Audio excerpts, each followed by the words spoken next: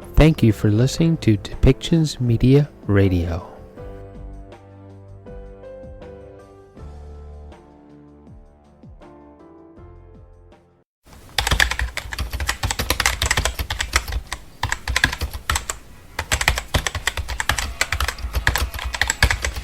Welcome to Policy and Rights, the show about human rights and government policy.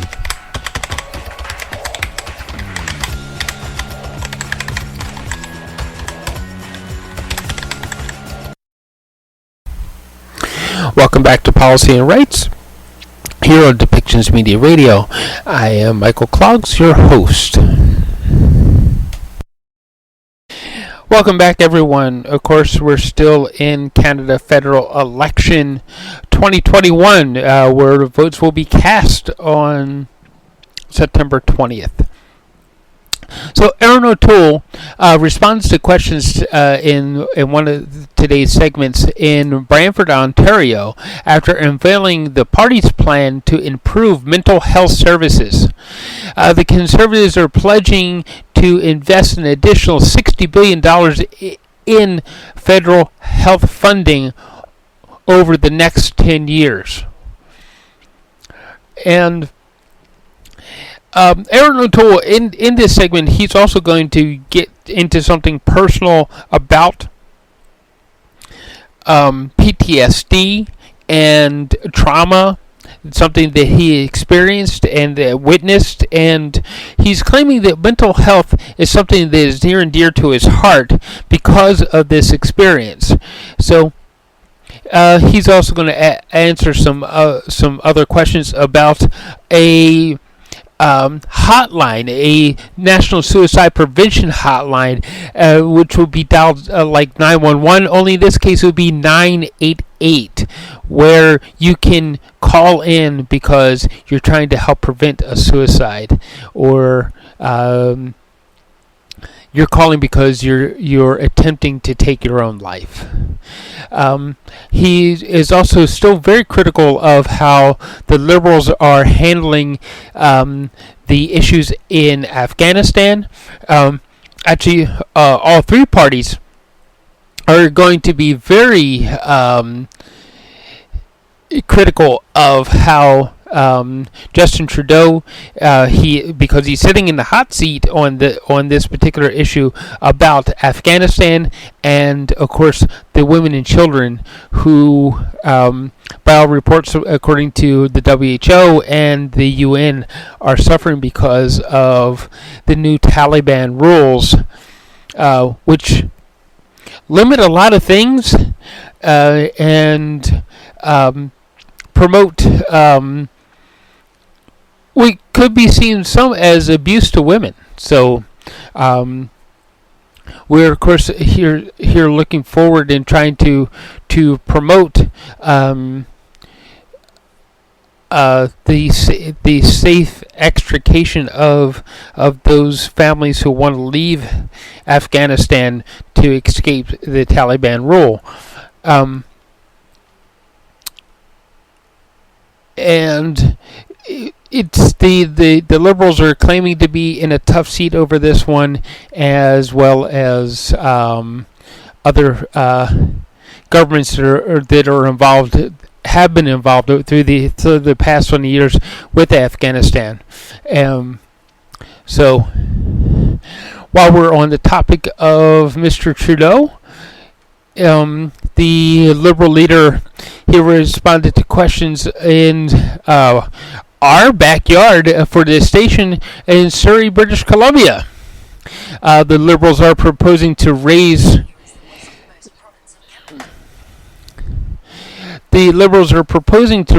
the corporate income tax and tax the big banks, insurance companies, and companies by 3% on earnings above $1 billion. And to establish a Canada recovery dividend, Trudeau also discussed the situation in, of course, Afghanistan, because he is on the hot seat. He is the one that's being held responsible, and he is being looked at as the one who should be doing something to solve this particular problem with Afghanistan, because it is his foreign policy that we're all looking at.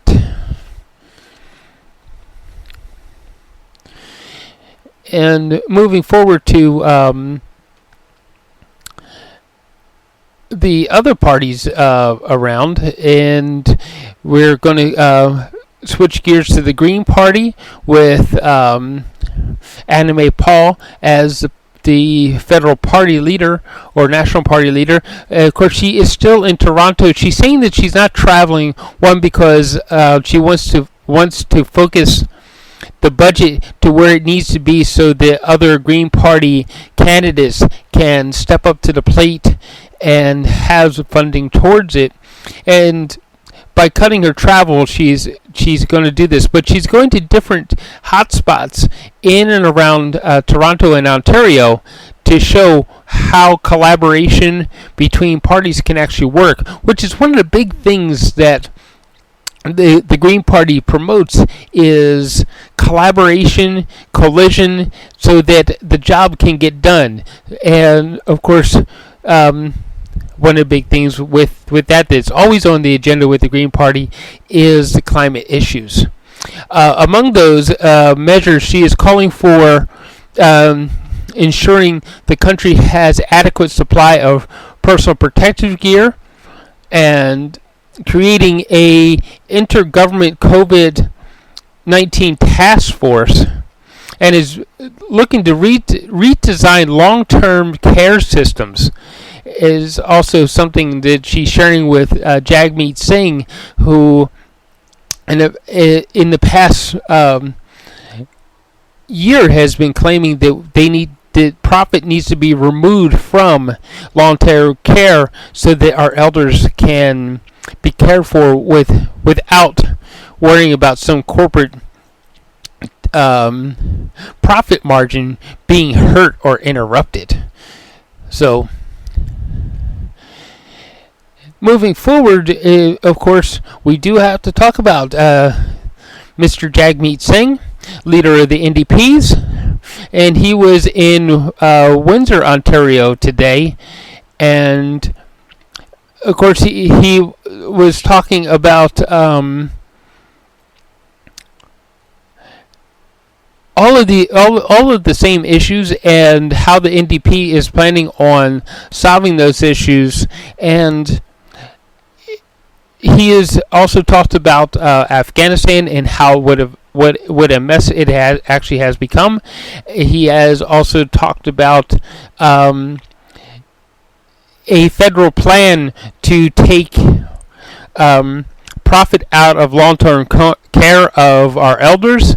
He has talked about promoting jobs to help the economy and to get people out into the workplace. He has also talked about the real estate issues and the NDP plan to curb speculation and help improve the housing problems and affordability. So there we have it. Let's listen to what they actually had to say in each of the upcoming segments.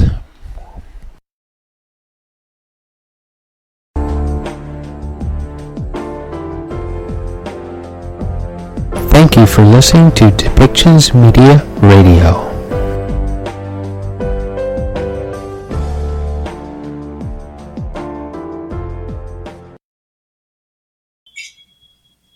Thank you for joining us today for the press conference with the leader of the Green Party, Anime Paul. We will begin now.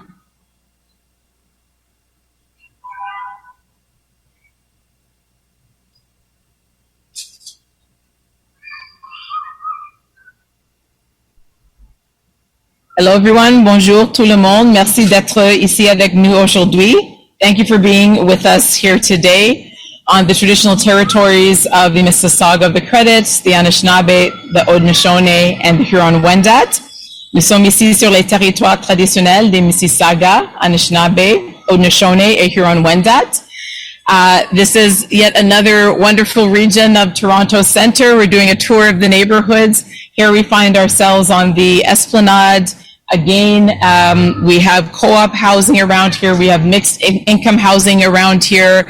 Another example of the kind of mixed and diverse community that can be created when different levels of government invest.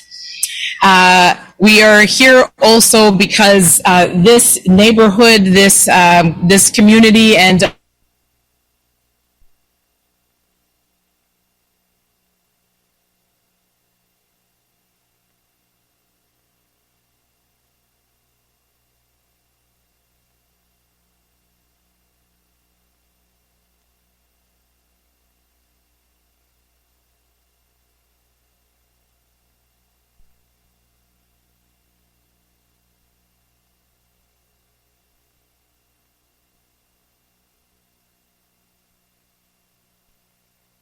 election must be what is a life worth, and what will we be willing to do to protect lives in the future.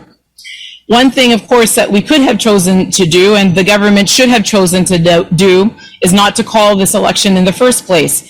We are in the fourth wave, and in the case of this community, it is a community that is trying desperately to get back on its feet after many, many months of hardship, many months of loss. And so as we begin to reflect on the previous stages, the earlier stages of the pandemic, we know that it has laid bare important gaps in our social safety net at all levels of government, scrambled in one way or another to plug those holes. We must do better to avert the most catastrophic outcomes in the future. This moment is a critical opportunity for us to lay the foundations for better social policy and better social care in the future. We need to be better prepared when crisis strikes, and there is no question that the federal government has a critical role to play. Une des responsabilités clés du gouvernement fédéral, c'est de protéger les gens, c'est d'assurer la sécurité nationale, c'est d'assurer la sécurité de ses frontières. And so national security and the security of all those within the frontiers of Canada is a critical responsibility for the federal government, and we see that there are weaknesses that need to be addressed. So what are some of the things that the Green Party of Canada would do to ensure that we are better prepared in the future for future pandemics, because unfortunately we know that there will be future pandemics? First, we gave up some time ago on our capacity to manufacture pharmaceuticals here in Canada. We absolutely need to ensure that in the future, Canada has a robust capacity for pharmaceutical manufacturing. Il faut avoir une capacité de fabriquer nos propres médicaments ici au Canada. We also need to ensure that we have an adequate and up-to-date and useful stockpile of personal protective equipment. We learned that lesson the hard way in the early days of the pandemic. We know that we lost many of our long-term care residents because of the absence of personal protective equipment in the early days. And speaking of our long-term care, we lost more people in long-term care than any other wealthy country in the world by a large margin. We had the worst record for deaths in long-term care. We saw our healthcare system brought to its knees during the pandemic as well. And so this is the time for us to reimagine and redesign and reevaluate the healthcare needs of our country, the needs in long-term care, and how we can ensure that they are designed in a way so that when these disasters strike, they are not again thrown immediately into crisis. Notre système de centres de soins d'hébergement et de soins de longue durée doit être réimaginé. Nous avons perdu trop de personnes, des milliers de personnes, sans que ça soit nécessaire, exactement parce que le système n'était pas à l'auteur de protéger ces vies. Canada also needs to ensure that it protects its domestic food security. We may forget now, but we shouldn't, that there were regions in Canada, cities in Canada, where our food supply was at the risk of running out within a few days because of the interruption of supply chains. Never again should we be in a position where we cannot ensure the food security of Canada, particularly in a country that is so rich and abundant in fertile lands. Il faut aussi assurer que nous avons une task force, un panel intergouvernemental qui peut être activé de manière très rapide quand nous sommes dans une situation d'urgence. Throughout this pandemic, the Green Party has said in Parliament, through petitions, through motions, through requests for emergency debates, we have asked for the creation of an intergovernmental task force to coordinate all the elements of the pandemic that would have benefited from such coordination. Even today, we have many people in Canada who don't know, do I wear a mask inside? Do I wear a mask outside? When is it safe to take it off? How much protection will my vaccination give me? Is it safe to send my kids back to school? What are the thresholds for closing businesses or opening them up again? There were many elements that would have benefited from coordination. And we must accept that and ensure that we can launch that kind of intergovernmental cooperation as quickly as it is needed, as often as it is needed for a pandemic. Il faut aussi assurer que les scientifiques et les experts sont aux premières files en ce qui concerne les recommandations. Unfortunately, we saw during the pandemic, and we see to this day, that the scientists and health experts are not always fully involved in the decisions about how we attack a pandemic, how we better protect people during a pandemic, and unfortunately politics more than once has crept into the decision-making about critical elements of our pandemic response. We should be guided by science, we should be guided by the experts. Politics has no place in those decisions. And then finally, the climate and biodiversity, the climate and environment. C'est très important de lancer un plan ambitieux pour la mitigation de le réchauffement climatique, précisément parce que l'accélération de notre changement climatique provoque des événements extrêmes. Ça provoque l'intensification de la destruction de notre biodiversité, et ça c'est quelque chose qui provoque des pandémies. Climate mitigation is going to be absolutely key to our response. We know that the warmer our planet gets, the more hostile it becomes to biodiversity. The less biodiversity we have, the more likely it is that we will have pandemics. And the more likely it is that we will have pandemics crossing over from animal species to us. And so as we talk about how we can protect ourselves during pandemics, let us take every opportunity to ensure that we are limiting the amount of pandemics that we have to face in the first place. And we can only do that by countering biodiversity loss and by limiting and by mitigating climate change as well.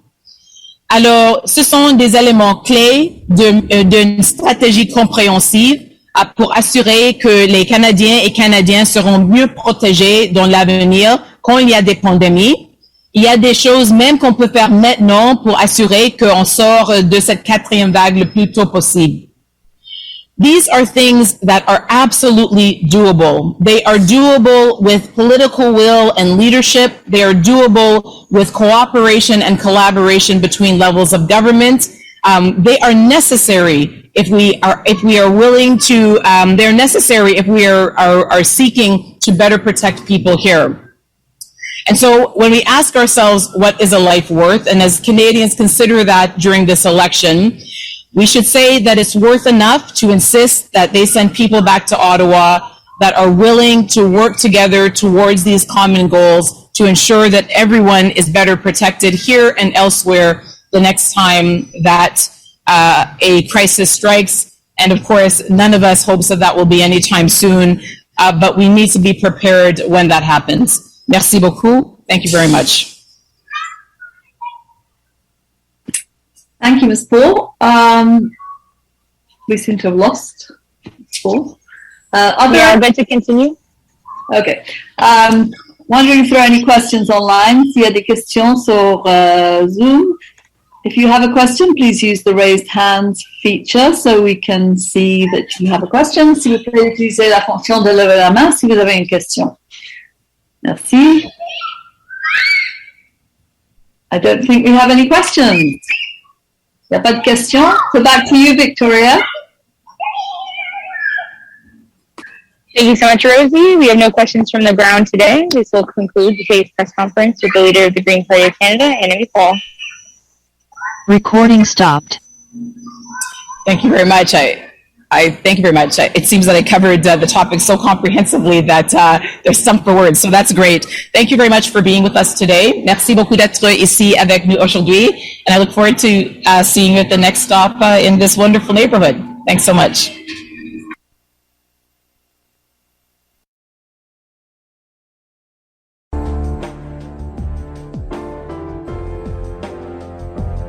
Thank you for listening to Depictions Media Radio.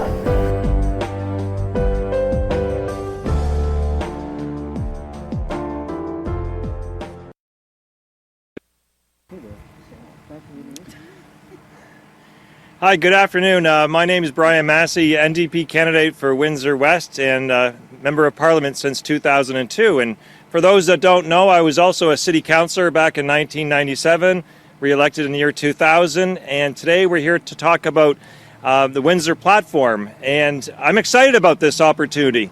As a former city councillor and also as a member of Parliament, working on infrastructure projects like the bridge and other positive initiatives for the city of Windsor, we've done quite well with the relationships and also, most importantly, understanding the needs of the city of Windsor residents. So when I saw the 5 platform commitments and suggestions from the city and the mayor, I was pretty excited because they fit in line with many of the things that we've been working on, but they're also incredible opportunities for us to be ready when Parliament resumes.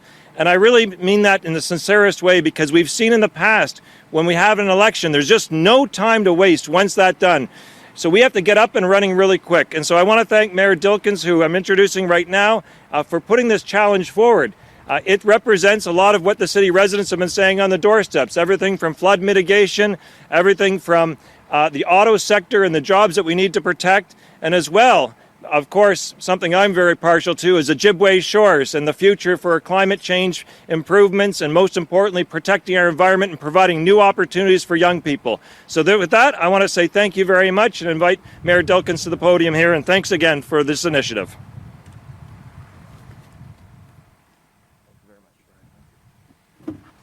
Well, thank you very much, Brian. Good afternoon, everyone. It's really exciting to be here and to have an opportunity to speak about an issue that is really important to me as mayor of the city, but I think an issue that is also very important to the residents of the city. And I must say, as mayor of the city, I have to admit I was a bit hesitant to accept the invitation to participate in this particular press conference, because residents know that I have a history of working with whoever is elected. Whether it be in Toronto or Ottawa, anyone who's elected I want to work with to advance the interests that are important to my hometown. And I certainly don't want to come here and appear to be favoring any particular candidate over another. But when I was told that this particular event was going to focus on my community's important infrastructure needs, I could not stay away. Windsor residents know that flooding is a major issue for this particular city. And folks here know about the 2 major floods, September 2016, again in August 2017, where over 6,500 basements flooded in this city, resulting in over $120 million in insurance claims and damages. But since that time, in the past 2 years, we've had 11 other flooding events which have collectively impacted over 1,500 homes in the city of Windsor. And at the height of this global pandemic, when our healthcare sector has been stretched thin for months, when it rains in Windsor, our hospital floods. In the city of Windsor, we have a plan, a $5 billion sewer master plan to resolve these issues. But everyone knows that no local government in Canada can fund this kind of capital renewal on their own on the backs of property taxpayers. Residents here and elsewhere understand that a system which took over 150 years to construct will take a little time to renew. 3 years ago, the city of Windsor was successful. in our application in the first round of the Federal Disaster Mitigation and Adaptation Fund. In early 2019, a federal contribution of $32 million helped unlock $57 million in municipal funds to get started on some important sewer work and pump station upgrades, including investments right here at the St. Paul pump station behind me. But since that time, our community has been shut out. In May 2020 and again in November 2020, our second and third round applications for DMAF funding were rejected. And those rejections stung, especially because we were encouraged to apply. And then, this past July, over 700 homes flooded. So I'm here today to stand up for my community and all those homeowners who have been impacted by flooding these past few years, and encourage the next federal government to support the City of Windsor's Sewer Master Plan. As a city, we are doing everything that is asked of us. We are managing our infrastructure, and we are ahead of the target to comply with provincial asset management regulations. But we need a federal partner that will invest in our critical underground infrastructure and help put an end to basement flooding in this city. As Mayor of Windsor, I am very pleased to see that my platform for Windsor has been endorsed by many candidates from across all major political parties. And when I published this list of priorities at the start of this campaign, it was meant to be a quick list of local policies that I hoped would get some attention. I never thought I would be standing at a microphone like this with one of the main party leaders seeking to earn your trust this election. And I know that my attendance here today is going to probably put a few noses out of joint. But I want to be here to accept Mr. Singh's endorsement for the platform for Windsor and encourage both Mr. Trudeau and Mr. O'Toole to do the same. Because I know that the next time a major storm rolls through this region, there are folks just like me across this city of Windsor who sit on pins and needles waiting and worrying about their homes flooding. So I'm here on behalf of all of those tens of thousands of Windsor residents who have ever had to clean out a damp or destroyed basement and throw away those treasured family possessions. I'm here on your behalf today to thank Mr. Singh for accepting and endorsing the platform for Windsor. And now I'll turn the microphone over to Cheryl Hardcastle.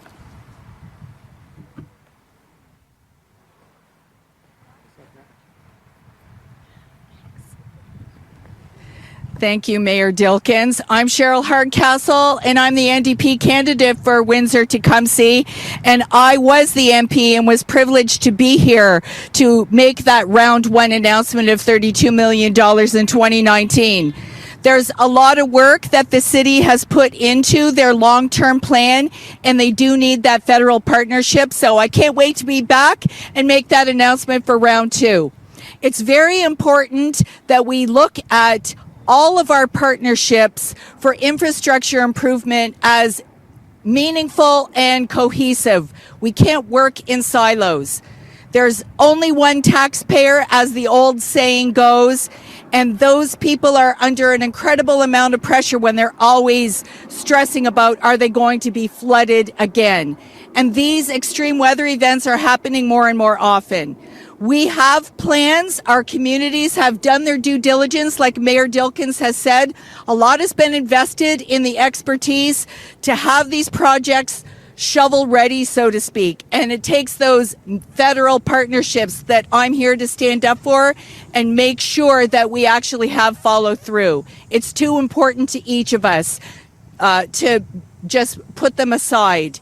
What I do want to talk to you about right now is that I have the honor of introducing our leader of the New Democrats.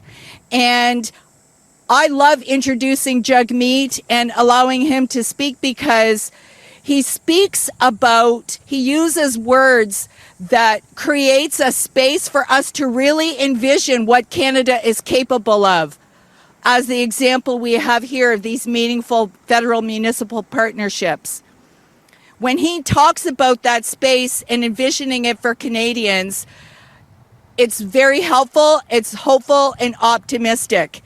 So that is what I'm really excited to pass on to you right now, because this is the NDP. This is what we stand for, and our actions in Parliament show that. And this is who leads us, Jagmeet Singh.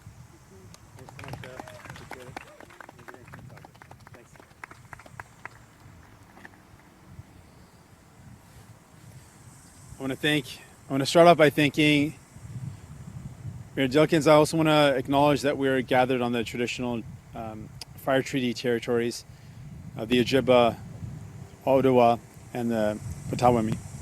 It's incredibly important that I just want to wholeheartedly endorse the plan for Windsor. These are the type of infrastructure investments we want to make. I want to acknowledge the courage of Mayor Dilkens to take an opportunity to put that out on the national platform and declare how important that is for a city. It's also my city. It's the city I grew up in. I spent a lot of time here as a child, a lot of good memories, and it's a special place in my heart. So I want to make sure we're doing everything we can to invest in the city. And one of the things that Mayor Dilkens really focused in on was the flood mitigation, the disaster mitigation. We know that the impacts of climate crisis are real, and we're seeing more and more extreme weather. With more and more extreme weather, we need to build resilient communities. And communities can't do that on their own. They need support and they need partners. I want to commit to being a federal partner to support the people of Windsor, to make sure you're not alone when it comes to making this community more resilient in the face of extreme weather. I know that flooding is a serious issue. Thousands of homes have already been impacted, and there's a real potential of this to happen again. The fact that our hospital here in Windsor floods every time it rains is also a serious concern. So we're absolutely committed to these infrastructure investments. We want to build communities that are able to withstand some of the ongoing extreme weather crises. We want to be proactive instead of reacting to the crisis. We want to get out in front of it. And these are the exact type of investments we want to make. Brian talked about the Ojibwe Shores, and that's another project that I think is an incredible one that speaks to the importance of protecting our climate, the biodiversity in that. You know, one would think in a small little piece of land, there's an incredible amount of biodiversity, some of which can only be found here, and it's extremely important for us to protect it. So I'm wholeheartedly endorsing the Windsor plan, and look forward to being a partner with the mayor in delivering the support that the people of Windsor need so that they can be ready for a brighter future. So I'm really honored to be here. I want to thank Cheryl Hardcastle for the introduction, thank Brian Masse, and also Tracy Ramsey, our candidate from Essex, for being here today. Thanks so much. And with that, I'm prepared to take any questions you might have.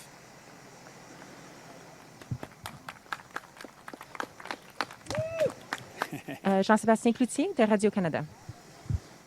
Monsieur Singh, plus tôt aujourd'hui, la ministre Monsef, dans un compte-rendu sur l'Afghanistan, a employé l'expression « nos amis les talibans ». Quelle est votre réaction? Donc, ma position était claire. Je pense que c'est un organisme terroriste et il faut le nommer comme ça. Mais je ne veux pas jouer sur les mots de ministre Monsef. Ce que je veux dire, c'est le fait qu'on doit aider nos alliés. Je utilise le moment que j'ai de encore encourager le gouvernement de faire tout ce qu'on peut pour aider nos alliés. Et en fait, c'est une tragédie et plusieurs personnes ont soulevé le fait qu'ils ont mentionné, ils ont soulevé les problèmes et le fait que ça va être difficile d'évacuer nos alliés et le fait qu'on a dû commencer le travail plus tôt. Et c'est un problème parce que maintenant, on est dans une crise. Mais juste en sous-question, elle a dit que c'était en raison d'une référence culturelle. Vous-même êtes issu d'une minorité. Est-ce que vous comprenez son explication? Comme j'ai dit, je ne veux pas jouer des politiques sur les mots de ministre Monsef, mais je peux dire clairement ma position. C'est un organisme terroriste et on doit dénoncer les organismes terroristes comme ça. Et maintenant, plus important de ça, c'est d'aider nos alliés. On a des alliés qui ont mis leur vie en péril pour aider nos forces canadiennes et on doit les aider à ce moment. Ça, c'est ma priorité. Can we repeat in English, please? Sure. I don't want to score any political points off the language used by Minister Monsef. I want to reiterate right now, my position is very clear. Taliban is a terrorist group. They've done horrific things. And my focus is on making sure our allies are evacuated. And I'm deeply troubled that a number of veterans have raised more and more evidence that they put forward their concerns to the Canadian government. They raised those concerns that evacuating our allies would take more time, it would be difficult, and that the process should be streamlined and easy. And we're hearing more and more evidence that their calls for this to receive attention were not listened to. That to me is really troubling, and that responsibility lies on the feet of Justin Trudeau. But at this point, I really want to encourage the Canadian government to do everything possible to evacuate our allies. Next question, John Chidley-Hill from Canadian Press. Good afternoon, Mr. Singh. Good afternoon. We've heard honks of support this afternoon. I don't know if you caught it, though. This morning, someone shouted a racist remark at you from Riverside Drive. And when we were in Toronto Danforth last week, there are similar shouts being made off of the Danforth. I'm curious, how do those remarks affect you? You know, I don't focus on myself when it comes to those moments, but I do think about the rise of hate that a lot of people have to face with, and I think about kids growing up with a rise of anti-Asian hate. I think about one of my constituents who's from Chinese descent, and the fact she told me that her mom would go for evening walks, and she told her mom, don't go for those evening walks because of the rise in hate against people of Chinese descent particularly. I'm worried about people from the Muslim community who are worried because of the attacks on Muslims and the rise of hate. I'm worried about anti-Semitism. We've seen attacks on synagogues and attacking and targeting Jewish people. I'm worried about the rise of hate, and I want to do my part to tackle hate. A lot of this is radicalized from online misinformation, and we want to make sure we do everything we can to tackle online hate. I really just want to build a world where everyone's welcomed for who they are, people are celebrated for who they are.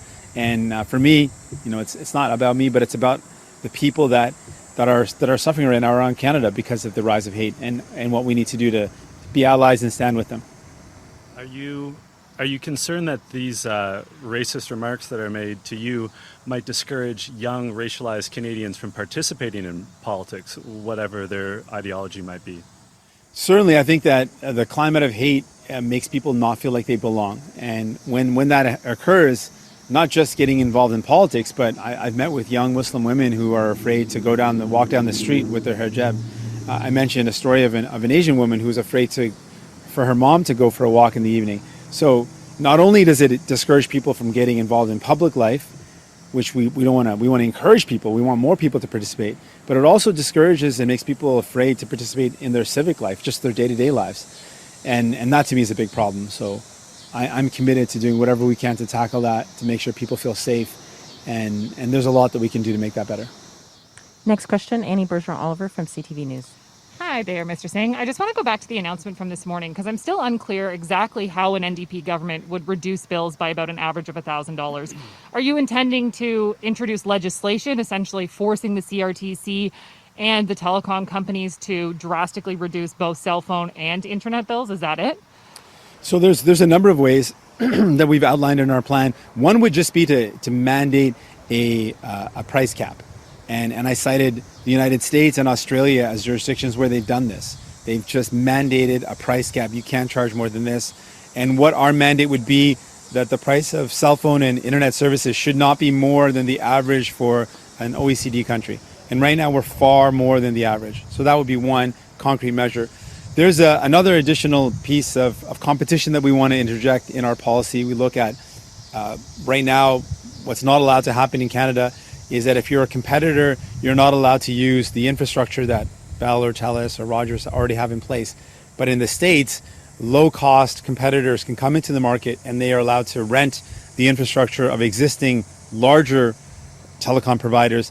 And that change alone would allow for a massive new amounts of competition that would drive down the cost of internet and cell phone. So there's lots of things that we can do. Those are just a couple of them. But we absolutely are committed to doing it. And really the big difference is Justin Trudeau talked about it, promised it 2 years ago. He promised he would lower the cost by $1,000. 2 years later, families are owed that $2,000 because he didn't deliver on that. And we're committing to take on big telecom, which are regulated federally. We have the power to make this more affordable, and it would help out a lot of people. So you're here today endorsing Mayor Dilkens' platform for Windsor. By my count, you've now been to 14 different cities, number of different mayors, obviously, in those cities. So why are you endorsing Windsor's plan? Is it because it's the only one that's been made available to you? Is it because you want to win seats here? You agree with it? And would you agree to similar plans if other mayors that you're going to go visit also propose them and ask for your support on that? Well, what's similar about Mayor Dilkens' plan is it's a lot of the similar asks that FCM, as the Federation of Canadian Municipalities, has put forward, and there are asks that we have long supported. So those are asks that we absolutely support, and we've already come out publicly saying that those are things that we need to see happen, and that the federal government needs to be a better partner with municipalities. That's been an underlying theme that a lot of municipalities are saying, we need a federal partner. There's a lot of big projects that we need to deliver, and we need to have a better relationship between the city and the federal government. So we've committed to that. With respect to Windsor specifically, you might say I've got a soft spot for Windsor because I grew up here. but that's not the only reason. It's a clear plan that aligns directly with our values, and we are proud to support it. Next question, Tom Perry from CBC News. Hi, Mr. Singh. Thanks again for taking our questions. Justin Trudeau has apparently put forward a proposal to raise the corporate tax rate on banks and insurance companies to help pay for his new housing plan. I'm wondering if that's an idea that you could get behind, what your reaction is. Well, it's interesting that Justin Trudeau is saying that now, when in the beginning few weeks of the pandemic, his first move was to effectively backstop the large banks of Canada, the big financial institutions, with $750 billion. It's a number, every time I say it, it is staggering, but that's what he did, and that was his priority. So I think Canadians have a hard time believing that he's actually going to do this, what he's announcing now, particularly when on top of the first piece, the second thing is we put forward a measure to make the ultra-rich pay their fair share, and he voted against that. So to me, it looks like he's been defending with evidence, the examples are there, that he's been defending the interests of the super rich. So I don't know how much Canadians can believe that he'll actually follow through on this, but we absolutely believe that we need to be looking at increasing corporate tax rates, particularly for the wealthiest corporations. It's a part of our plan as well. And the federal government and the government of Saskatchewan have been sparring over private medical care. The Liberals saying that with Saskatchewan using private MRIs, they could face a clawback of federal funding. Would an NDP government do that kind of clawback? And I guess, what do you think about the dispute right now between Ottawa and Regina? We're the party of healthcare, and we firmly and fundamentally believe that it should be public, it should be universal. All the same principles of the Canada Health Act are principles that we hold close and dearly. We want to make sure if you get sick, it should not be the amount of money that you have in your bank account, the salary that you earn, that determines the care that you get. We want everyone to get the best possible care possible, and to do that, we believe in investing in our public health care. I want to challenge Justin Trudeau. Well, on this, it looks like he's doing the right thing. We put out a clear call to say, shouldn't we get rid of profit in the long-term care system?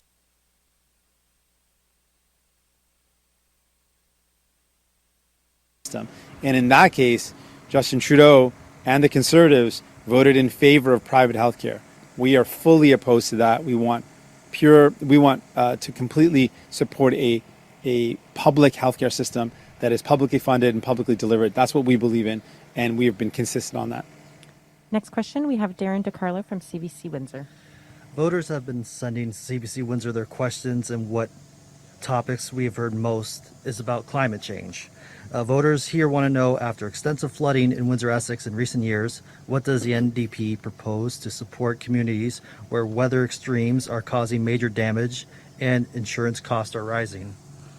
Well, first off, I really understand that worry, and part of the reason why we're here is to support the proactive initiatives in making sure Windsor is protected against this now more and more common extreme weather. So we absolutely understand how this is something families are worried about. I think Mayor Dilkens really laid it out well when he described when people have their basements flooded or their homes flooded, often they lose really cherished heirlooms and things that the family really cares about. They often have massive damage that makes them might have to leave their home for a bit. It's very disruptive, and it is very difficult to deal with, and it's becoming too common. So our commitment is we need to invest in that. But in terms of the overall climate crisis, it's something that I'm sad to say, but Canada under Justin Trudeau has the worst record of any G7 nation.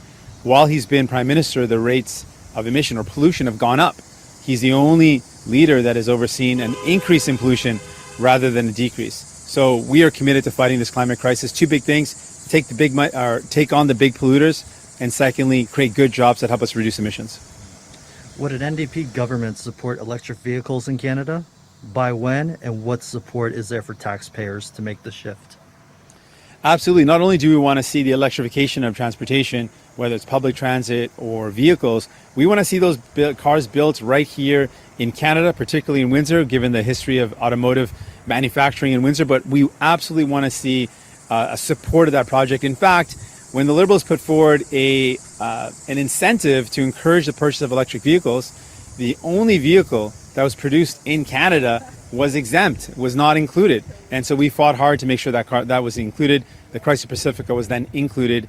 And so we want to encourage initiatives and incentives to purchase electric vehicles, but we also want to see that tied into producing them here in Canada. That should be a part of our plan.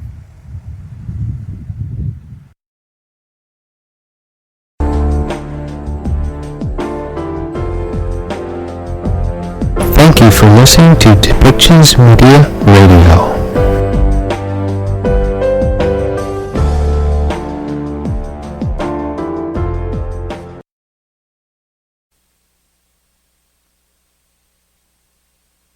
Good morning. This pandemic has had a huge impact on lives and livelihoods. We can see it in the lives we've lost, the Canadians out of work, the businesses that have closed, and long wait lists for surgeries. But some of the impacts of this pandemic are not visible at first glance. The frontline health heroes, those experiencing anxiety, burnout, and depression from working long hours and losing people in their care. Plusieurs effets et conséquences de cette pandémie ne sont pas visibles. Les héros de la santé en première ligne, ceux qui souffrent d'anxiété, d'épuisement professionnel et de dépression à force de travailler de longues heures et de la perte des patients. I think about our kids, including our daughter Molly and our son Jack and their friends. Millions of young Canadians have spent a year away from their teachers, coaches, their friends, their mentors, or they've faced major changes in their lives. School closures and the lack of sports and other activities had a massive impact. We see alarming increases in eating disorders and rates of anxiety in young people. Our seniors have been stuck in isolation and unable to visit their children or grandchildren. 1 in 5 Canadians suffers from symptoms of depression, anxiety, or operational stress. Someone you know is struggling right now. The mental health crisis is the epidemic within the COVID-19 pandemic. Un Canadien sur 5 souffre de dépression, d'anxiété ou de stress post-traumatique. Quelqu'un que vous connaissez souffre en ce moment. And we need Canadians to know we are taking action to support you and your loved ones. A Conservative government is prepared to make the historic investments needed and to work with the provinces to build better, more connected mental health care systems for all Canadians. Canada's Conservatives will deliver the help Canadians need with our Canada Mental Health Action Plan. Un gouvernement conservateur va investir au bon endroit. On va travailler avec les provinces pour créer des systèmes de soins en santé mentale plus efficaces et plus connectés pour les Canadiens. Avec le plan d'action canadien pour la santé mentale, les conservateurs vont agir pour aider les Canadiens. We will start by investing billions in public health care, increasing health transfers to the provinces by at least 6% per year. After coming through a pandemic, the Liberals decided a one-time top-up for health care was good enough. It isn't. As Prime Minister, I will double the current federal commitment to the growth of health funding, making an additional $60 billion available for health and mental health over the next 10 years. This will be the largest increase in federal health spending in a generation. It will reinforce and secure our public and universal health system. And it will enable the provinces to invest in mental health as the healthcare priority it is. Comme Premier ministre, je vais doubler l'engagement fédéral pour l'augmentation du financement de la santé. Au cours des 10 prochaines années, un gouvernement va donner 60 milliards de dollars additionnels pour la santé et la santé mentale. Ça va être la plus forte augmentation des investissements fédéraux pour la santé depuis des décennies. Et ça va permettre aux provinces d'investir dans la santé mentale. C'est une priorité. We won't bicker and fight with the provinces, but we will work with them as true partners on mental health with the goal of giving more Canadians access to the vital mental health treatment they need, and more quickly. And we'll ask corporate Canada to do its part too, offering them a big incentive to make mental health a priority for their employees. We will provide a 25% tax credit for 3 years to encourage companies to add mental health coverage for their employees. We know that nonprofits and charities are doing outstanding work every single day in supporting those facing mental health challenges, addiction, and desperation. like our friends here at Liberty for Youth. They are community heroes, and Conservatives will support your great work and help build capacity on the ground in communities across our country. We will provide $150 million over the next 3 years in grants to nonprofits and charities delivering mental health and wellness programming on the ground across Canada. Au cours des 3 prochaines années, on va offrir 150 millions de dollars aux organismes communautaires et à but non lucratif qui offrent des services en santé mentale. We also want access to crisis mental health support to be available to Canadians 24/7. That's why, similar to using 911 in case of emergency, Canada's Conservatives will implement a nationwide 3-digit suicide prevention hotline so that consistent help is available everywhere across the country. Finally, we know that Indigenous communities face particularly serious mental health challenges and often lack the support they need. The rates of suicide and mental health challenges in Indigenous communities far exceed those in non-Indigenous ones. Intergenerational trauma can lead to addiction and mental wellness issues. We must address this as a country. A Conservative government will ensure that culturally appropriate supports are there for Indigenous peoples when they need them most. We will invest $1 billion over 5 years to boost funding for Indigenous mental health and drug treatment programs, including building community capacity and delivering programs in Indigenous languages. This represents the single largest commitment to improving mental health for Indigenous communities in our country's history. As a country, we need to recognize that mental health is health. This is personal for me, and I want to tell you why. In 1998, Swiss Air Flight 111 crashed off Peggy's Cove in Nova Scotia. My Air Force squadron responded, as did the Navy, first responders and fishermen nearby. I saw how the exposure to trauma impacted some of my colleagues. It was the first time I heard the term operational stress injury, and I saw how the military was trying to treat mental health like physical health. We must get support to the people who need it. Since I left the military, I've tried to work to reduce stigma, find ways to help, and make wellness a priority. As Prime Minister, Rebecca and I will make this a personal mission for the recovery of our country. En 1998, le vol Swiss Air Flight 111 s'est écrasé au large de Peggy's Cove en Nouvelle-Écosse. J'ai vu comment le traumatisme a eu un impact sur certains de mes collègues. C'était la première fois que j'entendais le terme traumatisme lié au stress opérationnel. Et j'ai vu comment les forces armées ont essayé de traiter la santé mentale comme la santé physique. Nous devons apporter de l'aide aux personnes qui en ont besoin. Depuis que j'ai quitté l'armée, j'ai essayé de travailler pour réduire la stigmatisation, trouver des moyens d'aider et faire de la santé mentale une priorité. En tant que Premier ministre, Rebecca et moi allons faire de la santé mentale une mission personnelle pour l'avenir de notre pays. Our Canada Mental Health Action Plan will provide real help to those in need and their families. Notre pays doit reconnaître que la santé mentale est la santé. Notre plan va agir pour aider les gens qui ont besoin d'aide et leurs familles. Working together, we will build a mental health care system that meets the needs of all Canadians. Ensemble, on va agir pour l'avenir. Merci beaucoup. Thank you very much. We will be taking questions. Nous allons maintenant prendre les questions. First question. Hi, Mr. O'Toole. Chris Reynolds, Canadian Press. So you've pledged $60 billion more in funding for healthcare and mental health care to the provinces. But you also said this week that you will not direct the provinces as to how to spend those healthcare transfers. So it sounds nice to suggest that a big swath of that $60 billion is going to go toward mental health care, but will there be concrete conditions to ensure that it does?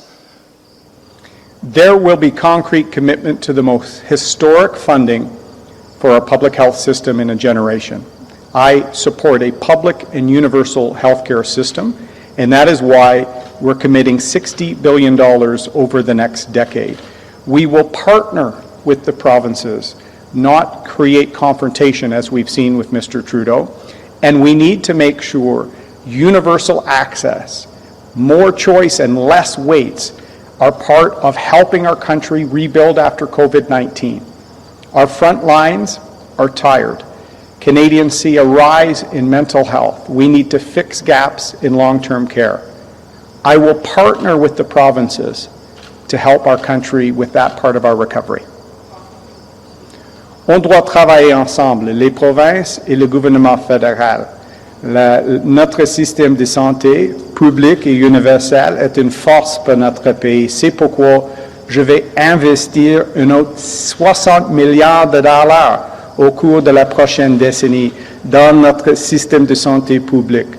Je vais être là comme un partenaire avec les provinces pour nos premières lignes, pour notre système de santé, les CHSLD, les résidences pour aînés, et sur la santé mentale des Canadiens après la pandémie. On doit travailler ensemble pour le bien-être des Canadiens et des Québécois.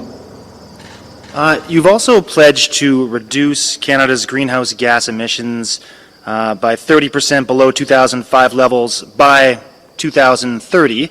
The current Liberal government's bar is set at 40 to 45% reduction. So I just wanted to confirm that a Conservative government would indeed lower the threshold for greenhouse gas reduction ahead of the UN climate change conference in November, and even as our allies are upping their reduction threshold. In April, I launched an ambitious climate change plan that will meet our Paris targets, meet our obligations as a country, but have vastly better jobs and investment performance than Mr. Trudeau's ever-rising carbon tax. We've modeled our plan. I put it out to Canadians because the environment and climate change is important to me, not just as someone asking to be Prime Minister, but as a father of young children. And it's a costed, detailed plan. Mr. Trudeau has never made a target in his 6 years. So Canadians deserve a team with a plan. Canada's recovery plan will get our country moving in all sectors, and we will tackle reducing emissions as well. Next question. Hi, Mr. O'Toole. Kevin Gallagher, CTV National News. There has not been a Public Health of Canada press conference since the start of this election, modeling data from our National Public Health Agency. We haven't seen it. We're in a fourth wave. Do you think that they should be giving updates to Canadians, or is there a concern about having this type of information out there in an election? Could it influence it in some way? We are in a fourth wave. We are seeing crisis in Afghanistan. We're seeing forest fires in British Columbia. We should not be in an election. We are only in an election because Mr. Trudeau is putting his political interests ahead of the national interest. And he should be transparent with respect to the decisions he took in deciding to cause this election. What we have done is we put forward Canada's recovery plan so that Canadians can choose a government that will be ahead of a crisis. Our fourth pillar will make sure we reinstate our pandemic early warning system, which Mr. Trudeau cancelled. We will make record investments in healthcare. We will be more prepared in the future for a crisis. Mr. Trudeau was not prepared, and now he's putting his own political interest ahead of the well-being of Canadians. It's unacceptable. I just want to move on to Afghanistan. So, sir, you've said that I asked you before that you would lead if you were in charge right now in terms of Canada's response. But you've also said that you've known about the dire situation, the potential for this type of collapse for 5 years. So I'm wondering, you've said you've talked about this behind the scenes, but we haven't heard anything in the House of Commons. There hasn't been a public pressure campaign on the government when there was still time to avoid what we're seeing unfold right now. Still a better option to get troops in there in a safer way and also in a less expensive way. Where has your leadership been to publicly pressure the government over the past 5 years that you've known about this impending crisis in Afghanistan? The situation on the ground in Afghanistan is heartbreaking. We see the Taliban once again exerting its regime and will be suppressing rights, putting people at risk. And Mr. Trudeau has abandoned people there. He had 6 months to prepare with the withdrawal of American troops. He's had years to make sure that people are at risk because they serve Canada are taken out of the country. My efforts a few years ago were successful in securing one translator to come to Canada. Mr. Trudeau and his government ignored this problem for years, did not take action months ago when nonprofits, veterans organizations, and Canadians were demanding action. Mr. Trudeau put his political interests ahead of a crisis there. I will never abandon people that stood with Canada. Next question. Je vais toujours être là pour les personnes en risque, en danger à cause de leur appui pour notre pays. C'est totalement inacceptable. Et il y a 6 mois, M. Trudeau a eu rien après l'annonce du président Biden sur la situation en Afghanistan. Il y a 5 ans, j'ai demandé un programme d'aide pour les traducteurs, les travailleurs sur le terrain en Afghanistan. On doit être là pour les personnes en danger. C'est important pour notre pays. Et comme Premier ministre, je vais agir dans notre intérêt. Next question. Good morning, Marika Walsh with the Globe and Mail. You say that you would act if you were in government. So if you were Prime Minister now, we know that Afghans who worked for Canada's mission will be left behind given the time that we have remaining. If you were Prime Minister, what specifically would you do? Would you leave them there? Would you help them get to another country? What specifically would you do? I would never abandon people as Mr. Trudeau has. He's lost 6 months, he's lost years to act. As Prime Minister, I would leverage our Royal Canadian Air Force and our Canadian Armed Forces. I know their capacity because I served in uniform. I would work with our allies to make sure that we can support those at risk, get them to safety, and support the overall security in the country and region alongside our allies. Canada's voice is needed on the world stage more than ever, and Mr. Trudeau is not a serious voice for Canada, for our interests, and for the people he's abandoning on the ground in Afghanistan. On doit agir pour les Afghans en danger maintenant. Comme Premier ministre, je vais agir. Je sais la capacité de nos forces armées canadiennes parce que je suis un ancien combattant moi-même. On doit agir en étroite collaboration avec nos alliés, d'aider les gens en danger et de régler la situation avec nos alliés en Afghanistan et dans la région. The G7 has already tried to pressure the U.S. to stay longer. The U.S. is leaving. Canada's own forces do not have the capacity to hold the Kabul airport on their own. So again, what would you do for the people left behind specifically? We would get them out. We can work with our allies. We have the capacity to provide support, to provide assistance, to gain intelligence. And I can't stress it enough. This is why for months, nonprofits, veterans organizations, military organizations have been demanding action by the Trudeau government. We've been demanding action for months and years in fact. Canadians deserve a Prime Minister that will always stand up for our interests around the world and will always have the back of people that are at risk because they helped Canada. I can't stress that enough. It's time for a serious leader who will be able to stand up for our interests and people who've served with us. Next question. Mr. O'Toole, Mike Couture from Global National. I'm just going to follow up on something my colleague asked you, and I just want a quite simple answer, and I'll try and ask it quite simply. Yes or no, should the Public Health Agency of Canada be giving regular updates during the election campaign on the pandemic? Mr. Trudeau should not have called an election during the fourth wave of a pandemic. Has he silenced the Public Health Authority from giving public updates? That's a question for Mr. Trudeau. But without question, we should not be in a fourth wave pandemic. or election. We should be working together to combat the Delta variant, supporting efforts from our front lines, supporting the provinces, not picking fights with them, and making sure we back up our healthcare system, which is tired after 16 months of fighting COVID-19. That's why I'm making historic investments in our public healthcare system, 6% minimum increase of federal transfers per year, representing $60 billion to help build up our capacity to make sure we're ready for health risks in the future. On doit travailler ensemble contre la variante Delta, contre la quatrième vague de la pandémie. C'était totalement inapproprié pour M. Trudeau de déclencher une élection en pleine d'une pandémie.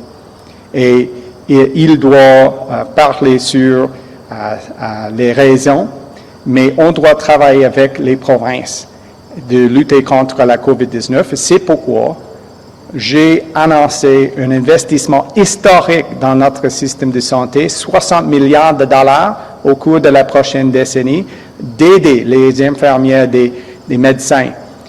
Et on doit être prêt dans le futur pour une crise, pour une autre pandémie. Et c'est pourquoi dans notre plan pour le rétablissement du Canada, on a un plan d'être prêt dans le futur.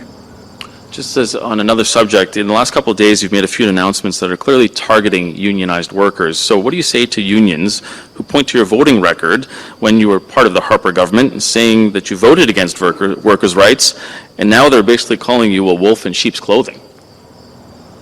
I'm going to say to all Canadian workers, including members of unions, I'm going to fight for your jobs. I'm going to fight to make sure that I see upward pressure on wages. I'm going to fight against unfair hollowing out of our jobs with bad trade deals with China, allowing communist China to game the global trade system to our detriment. I will build bridges with unions, with nonprofit groups, with small business leaders to get this country back on its feet and start working again. Canada's recovery plan is our 5-pillar plan to have an economic recovery in all parts of the country and in all sectors of the economy. It's about jobs, it's about higher wages to fight the cost of living crisis under Mr. Trudeau, and working together for an economic recovery. Prochaine question. Oui, bonjour, Laurence Martin de Radio-Canada. Monsieur O'Toole, est-ce que vous pensez que le projet de troisième lien dans la région de Québec va ajouter de nouvelles voitures sur les routes? Nous sommes le seul parti en faveur de le troisième lien. C'est un investissement important pour la grande région de la capitale, pour les travailleurs, pour les familles là-bas, mais aussi pour nos exportateurs, pour les entreprises. Et les Québécois et les Québécoises méritent une voix forte à Ottawa.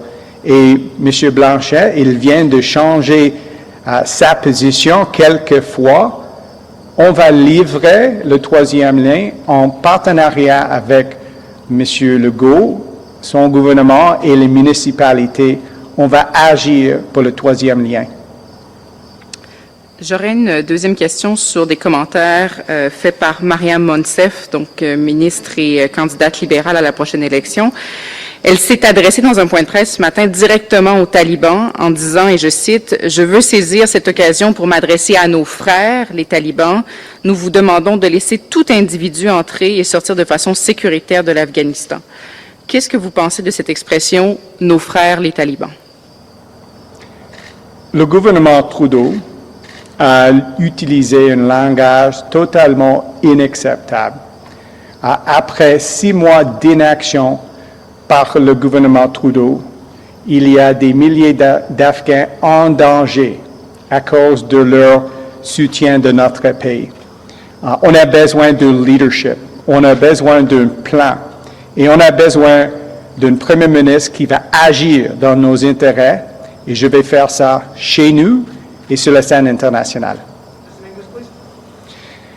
The language used by the Trudeau government is completely unacceptable.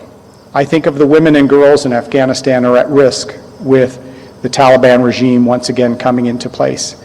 Canadians deserve a government that will always stand up for our values, for our interests, a Prime Minister who will act in our national interests at home and abroad. We're not going to get that with the Trudeau government. You will get it with the Canadian Conservatives. Next question. Evan Dyer, CBC News. The U.S. Centers for Disease Control reported yesterday that unvaccinated people are 5 times as likely to be infected with COVID-19, which of course affects others around them. We're seeing more private institutions and universities and so on adopting mandatory vaccination. Are you open to changing your position on that? My position has not changed. Vaccines are the most critical tool in this pandemic. Every time I get to encourage people to take the vaccine, talk about how safe and effective they are for use to fight COVID-19, to stop the spread, I do so. That's why my wife and I were very public in our vaccination process. We also have tools like rapid tests that can be used on a daily basis. We have masking, sanitation, all the things we've done as a country, we have to continue to do. I will respect the personal health decisions of Canadians, and we can use rapid testing on a daily basis to make sure we all do our part to fight COVID-19. On doit travailler ensemble de lutter contre la COVID-19 et la 4e vague. Les vaccins sont très importants, un outil primordial, et nos vaccins sont sécuritaires et efficaces. Et j'encourage tous les Canadiens et Québécois de se faire vacciner. Je vais toujours respecter les décisions sur la santé des Canadiens, et on doit utiliser les tests de dépistage quotidiens, les masques et les autres mesures de travailler ensemble contre la COVID-19. You said you would do more than the Liberal government to get people out of Afghanistan, and I want to ask you specifically about some of the kinds of operations you would be willing to consider, because of course there's risk involved. We've seen allies like Germany send helicopters out of the airport to bring people back. We've seen the French send vehicles out to bring people back. Would you be open to ordering Canadian forces, for example, to fly helicopters over Taliban-held territory? Would you be open to sending them to remote locations far from the airport to bring people back? Would you be open to sending them to evacuate or exfiltrate people from Afghanistan after the 31st of August without the Taliban's permission? I have many friends from my time in the Canadian Armed Forces that have served in Afghanistan. They're devastated by Mr. Trudeau's complete absence of leadership, and I trust the Canadian Armed Forces to be able to conduct its operations professionally, to exert our interest. And our interest here is the fact that Mr. Trudeau has abandoned people that are at risk from the Taliban, a brutal regime, because they helped Canada. He's had months to act and has failed. As Prime Minister, I will never fail people who are at risk because they help our country.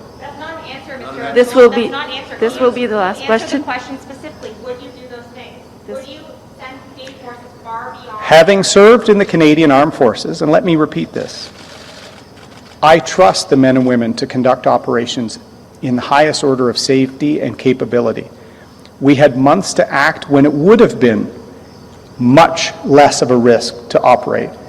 I will work with our Canadian Armed Forces to make sure, alongside our allies, we provide support for people at risk. It's unacceptable that Mr. Trudeau wasted not just months, years. Canadians deserve leadership, and that's what they will get with a Conservative government. This will be. Les Canadiens et les Québécois méritent un gouvernement prêt d'agir dans nos intérêts. Et j'ai beaucoup de confiance dans nos forces armées canadiennes, le plus professionnel au monde. Et j'ai servi à côté des Canadiens et Québécois extraordinaires en uniforme. J'ai beaucoup de confiance en leur capacité. Et c'est totalement inacceptable pour M. Trudeau d'oublier les gens, les Afghans sur le terrain, qui sont en danger à cause de leur travail avec nous. Les Canadiens méritent mieux. This will be the last question. Ce sera la dernière question. Sir, Vincent Ball from the Brantford Expositor. Welcome to Brantford, Brant. You've addressed addictions and you've addressed the mental health. I'm wondering if you could comment, sir, on what you would do or what, as Prime Minister, to help municipalities that are dealing with a very severe affordable housing and homelessness issue. In Brantford, we've got people putting in encampments in the downtown, in and around the downtown. It's something that's happened basically over the last couple of years. What would you do, sir, to help municipalities deal with that? Well, I want to be a partner with all levels of government, municipal, with the provinces and with nonprofit organizations, as I said, like Liberty for Youth, helping folks at risk. Some of our addiction strategy will help people. Many people that experience homelessness also are dealing with mental trauma and addiction. Our treatment beds will help accelerate that. 1,000 treatment beds and 50 community centres. We've also launched a very comprehensive housing policy to address the housing crisis. Mr. Trudeau has had 6 years of inaction. We will act. And of those measures, some of our dedicated provisions to encourage the building of more purpose-built rental housing. There is an absence of that in Brantford, Brant, in Southern Ontario, in all parts of this country. That's why with Canada's recovery plan, we have a plan to tackle the challenges facing our country. And we require a plan and we require leadership. We don't require division and misleading campaigns as we've seen from Mr. Trudeau. Another important issue for Brantford Brant in recent times has been flooding, environmental concerns. We certainly don't have the problems that we're seeing out west right now with bushfires and so on and so forth, but there has been flooding and there has been climate change issues. Is there any plan from you to help cities manage that through infrastructure funding or any kind of programs to help municipalities deal with that? Yes, there is. That's an important question because we see with the forest fires in British Columbia with increased flooding or in some cases drought, we're seeing climate change and its impacts right now. So we launched a very comprehensive climate change plan in April to meet our Paris targets, but also to get the country working again. There's also building resiliency and capacity where we can partner on infrastructure investments as the federal government partnering with the provinces and municipalities to build more resilient communities that will be facing the impacts of climate change. This will be the big difference between Mr. Trudeau and myself. I have a plan, I will deliver, and I will build partnerships. I won't divide people, I won't mislead people. We need to work together to build our economy, get people working, and tackle challenges from mental health to climate change. We have a plan to do that.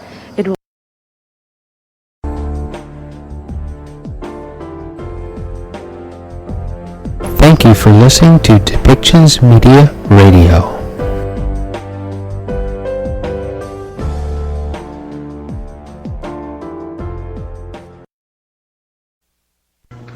Welcome to Surrey White Rock. My name is Gordy Hogue and I'm delighted to have you all here.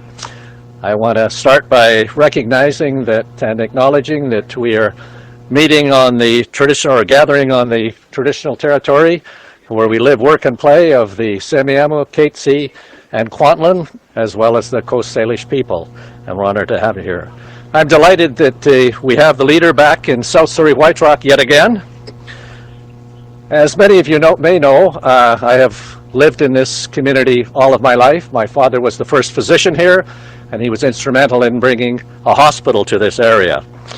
And I've served in 3 levels of government. I started as a youth probation officer. I used to ride with the RCMP on the weekends, going to family violence and youth gang issues. I was a youth probation officer, and my wife and I became foster parents because we recognized that there were some people that didn't have the same advantages that we had. And then I realized that actually governments could make a difference. So I ran for council in White Rock and did that for 20 years and was mayor for 10. And then I was an MLA for 20 years and had a number of different cabinet posts, and again trying to look at what are the advantages that we can help and serve others with. When I decided to run in 2017, I knew that this team was the right one to run for, recognizing equity, looking at inclusion, and tackling some of the big challenges that our generation faces. Yesterday, we saw that the Liberal plan, A Home for Everyone, came forward to help Canadians, and especially looking at younger people and their ability to enter into the housing market, which is so challenged in the Lower Mainland of British Columbia. So I'm delighted that we've been able to make those changes and that we have a leader who has recognized that practices, policies, and legislation that reflect those values of inclusivity are so important. So it is my privilege to introduce to you Justin Trudeau. Thank you very much. Hello everyone, bonjour tout le monde. It is such a treat to be back in BC for a second week in a row. As you know, this province has been a second home to me for so long. happy to be here to share our plan to keep moving forward for British Columbians and for everyone. It's great to be joined today by Gordie Hogue, someone who never stops standing up for his community. Look no further than Gordie's many, many years of experience as Mayor of White Rock, as MLA, and of course, as an MP in our Liberal team. Gordie, I can't wait to have your voice and your leadership back with us in Ottawa as our next Liberal MP for South Surrey White Rock. My friends, when this pandemic hit, no one knew what to expect. But as Canadians, well, you knew what to do. You put on a mask, kept your distance, and got your vaccine. In other words, you did your part. Et si vous n'avez pas encore reçu votre vaccin, c'est le temps d'y aller. Parlez-en dans votre entourage à ceux qui ne l'ont pas encore reçu. C'est important si on veut en finir avec la pandémie une bonne fois pour toutes. En tant que gouvernement, on sait que la seule façon d'avancer, c'est de rester fidèle à nos valeurs. Depuis 2015, on se tient debout pour la classe moyenne et pour les gens qui travaillent fort pour s'y joindre. On a augmenté les impôts pour les 1% les plus riches afin de pouvoir les baisser pour la classe moyenne. Avec l'allocation canadienne pour enfants, on a sorti des centaines de milliers d'enfants de la pauvreté et pendant la crise, on ne vous a pas laissé tomber. Que ce soit avec la PCU, les vaccins ou le logement abordable, on a été là pour vous. Et on va continuer d'avancer en s'assurant que personne ne soit laissé pour compte. Earlier this morning, I met with Pam and Mike here in Surrey and their 3 kids. We talked about something I hear a lot from folks across BC and around the country, the price of a new home. Like any parent, they want what's best for their children. But with the housing market the way it is, Pam and Mike are worried their kids won't ever be able to buy a home, and more specifically, a home in the community in which they grew up. And they're not alone. For far too many people, owning a place just isn't within reach. And my friends, we have a plan to change that. To begin with, we'll help you buy your first home sooner. And we'll do this by getting you to a down payment faster with a plan worth tens of thousands of dollars. We'll also launch a new rent-to-own program. At the same time, we'll crack down on predatory speculators competing with families trying to buy their first home. That means no more foreign wealth being parked in homes that people should be living in. We'll also make the process of buying a home more transparent, so no more blind bidding. And to top it off, we'll work with municipalities to get more homes built and renovated. Unlike other parties, we have a plan on housing that will actually help you. And today, I want to tell you about one of the ways we're going to make that a reality. This pandemic has been really hard on so many Canadians, on so many small businesses. But the truth of it is that for some businesses, it's been really good. Look no further than the financial institutions. Big banks and insurance companies have been doing very well over these past many months. This week, Canada's biggest banks are posting their latest massive profits of billions of dollars. Of course, one of the reasons banks have been doing so well is that the economy is doing well. And the economy is doing well because we invested in Canadians. We invested in small businesses. And above all, we invested in you. And for your part, you worked really hard. You tightened your belt. And because you did that, because you sacrificed, because you saved, big banks got a windfall. So as we rebuild, we're going to ask big financial institutions to pay a little back, to pay a little more, so that we can do more for you. And in particular, so that we can help you own your home, and so own your future. We will raise the corporate income tax rate for Canada's largest and most profitable banks and insurance companies by 3 percentage points on all earnings over $1 billion. We'll also establish the Canada Recovery Dividend, so these institutions contribute more over the next 4 years of Canada's recovery. Si vous travaillez fort, si vous épargnez de l'argent, votre rêve d'avoir votre propre maison devrait être possible. Vous ne devriez pas avoir à vous éloigner de votre lieu de travail, de votre école ou de votre famille pour être capable de payer votre loyer.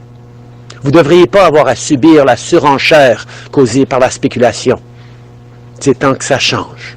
On va vous aider à devenir propriétaire plus tôt. On va s'attaquer aux requins de l'immobilier. On va combattre la spéculation. On va mettre un frein aux fortunes étrangères qui viennent acheter des maisons ici sans les habiter.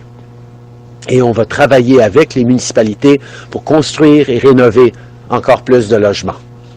Contrairement au Parti conservateur, on sera là pour vous. My friends, we're focused on you and your family.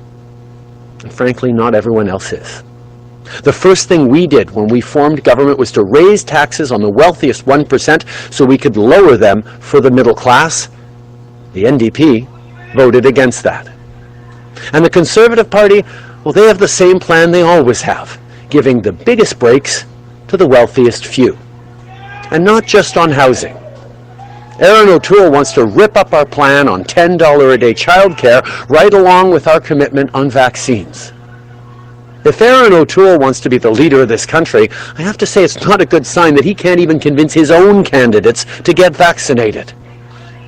Thankfully, here in BC, you know that getting vaccinated is what's going to get us through this pandemic. I'm happy to see Premier Horgan leading on this. And I'm happy that organizations like UBC and the Canucks are doing their part and supporting the Premier's measures. My friends, you get it. Why doesn't Erin O'Toole? Now is not the time for a Conservative government that would take Canada back. Now is the time to move forward. And that's what's at stake. Leadership is about making choices. Over the past 17 months, Canadians chose to have each other's backs, to be there for each other, to listen to science and public health, to keep everyone safe. In the face of a crisis, we stayed true to our values. And at this critical moment in Canada's history, we need to keep making the right choices and beat this pandemic for good, while building a brighter future for everyone. Unlike the Conservative Party, I don't believe in trickle-down economics where you help the wealthy few and hope it works out for everyone else. That's never worked before, so why would it now?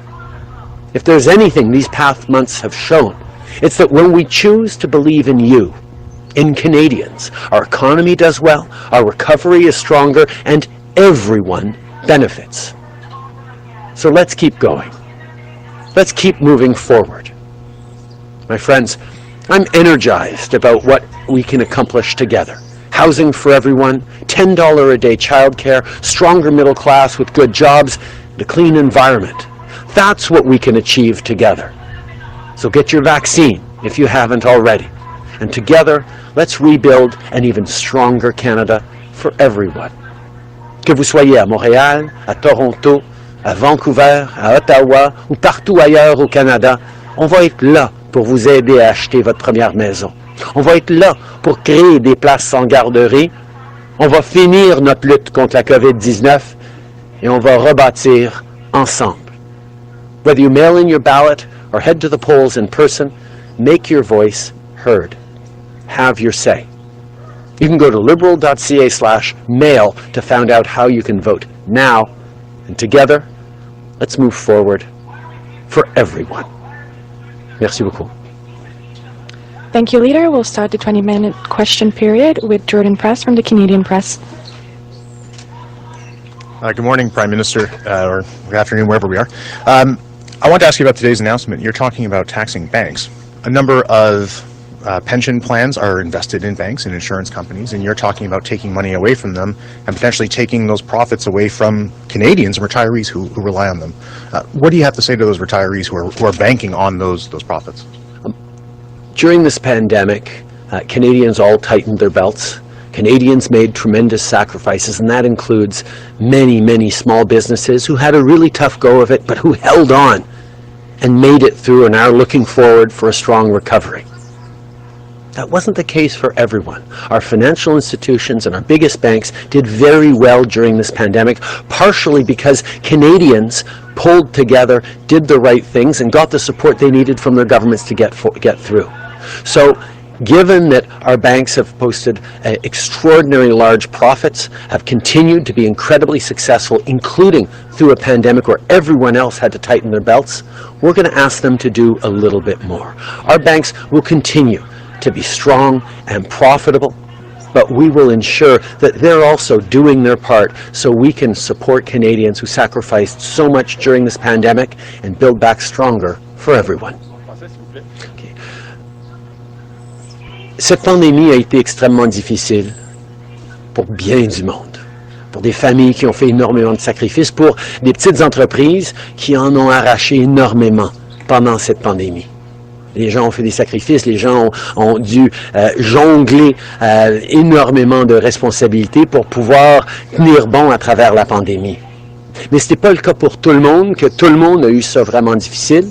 Les banques ont réussi très bien pendant cette pandémie parce que l'économie a su être protégée par ce que les gens ont fait, par ce que le gouvernement a fait. Alors, oui, on sait que les banques vont continuer d'être profitables et c'est important pour notre économie, mais on sait aussi qu'on devrait leur en demander un peu plus pour nous aider à rebâtir en mieux, pour s'assurer que tout le monde fait sa part. Pendant que les individus et les petites entreprises font des sacrifices, les banques devraient faire partie de la solution aussi. Following up. And Prime Minister, yesterday as part of the housing announcement, you promised, again, an urban indigenous housing strategy. You promised this in 2019 as the missing piece in the national housing strategy. You had a chance to do it in your April budget. Why did you not? We have been working consistently with Indigenous partners, with urban Indigenous leaders, and indeed with Indigenous leaders across the country on responding to their needs and their concerns. We know that reconciliation doesn't happen with policies dictated from Ottawa. Things need to be co-developed in partnership and empowering Indigenous communities and leaders themselves, and that is more difficult because of the nature of urban Indigenous populations, but it's also more important to do it right with Indigenous, urban Indigenous populations, which is why it is taking longer, but it takes longer to get something right. We will be there to partner, to invest in urban Indigenous housing and ensure that we're moving forward for everyone. Next question. Mr. Trudeau, good morning. Rafi Bujikanian, CBC News. The United Kingdom says it has hours to get people out of Kabul and end its flights. A source has told CBC Canada has 24 to 48 hours. How many flights are left, and when is the last day Canada is allowed on the tarmac? I know the ministers had a press conference earlier today to share a lot of details around this, but the bottom line for Canadians is this. We are going to continue to do absolutely everything we can to get as many people out of Afghanistan in the coming days as we possibly can. But once this evacuation phase is done, we're not stopping our work. We're going to continue with the international community to put pressure on the Taliban to ensure that people can leave the country. We will continue to work with neighbors and partners in the region to get more and more people to safety. We've committed to welcoming over 20,000 Afghan refugees to Canada, and we will work very closely on an ongoing fashion to do that. Yes, in the coming days, this phase will end, but there's a lot more work to do that we will continue to do to keep helping the Afghan people. Les ministres impliqués ont pu faire des annonces et répondre à des questions spécifiques ce matin, mais l'important pour les Canadiens, c'est ceci.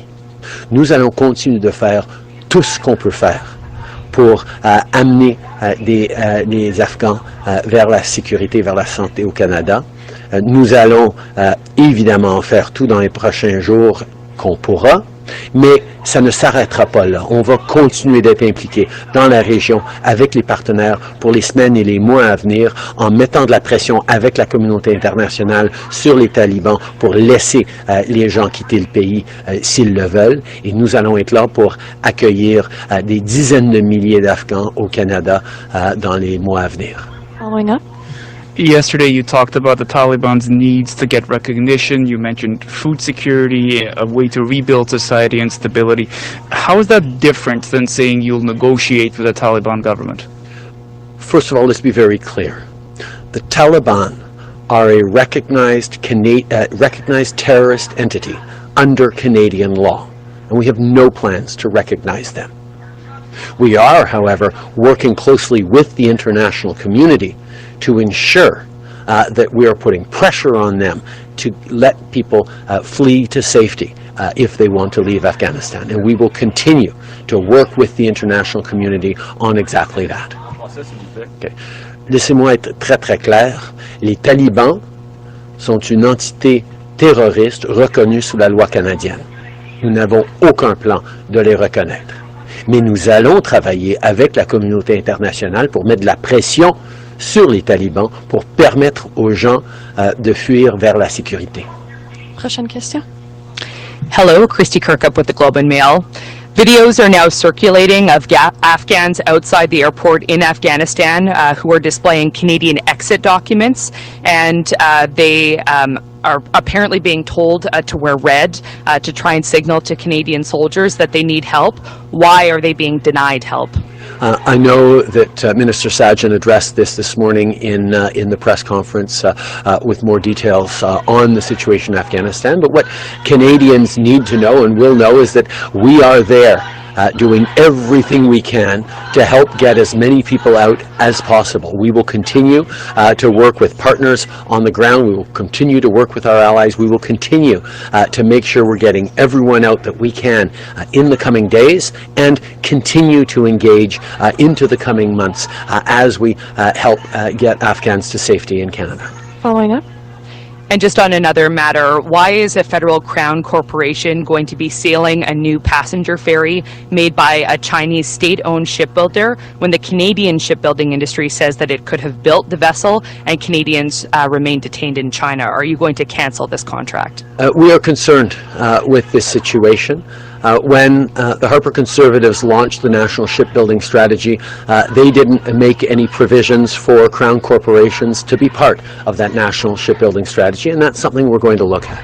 We've made many improvements over the years to strengthen the National Shipbuilding Strategy, including with the addition of a third yard, but we will continue to make sure that our procurement in this country aligns with our values.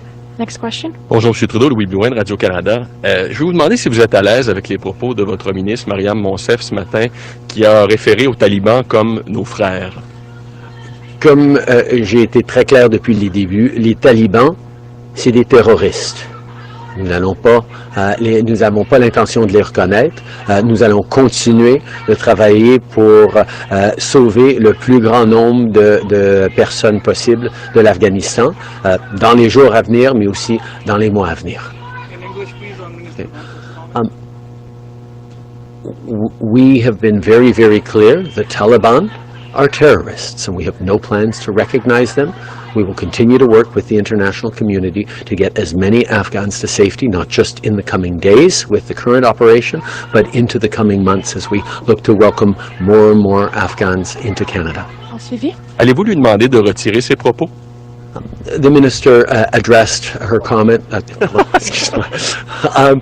La ministre a expliqué ses commentaires. J'ai rien à ajouter.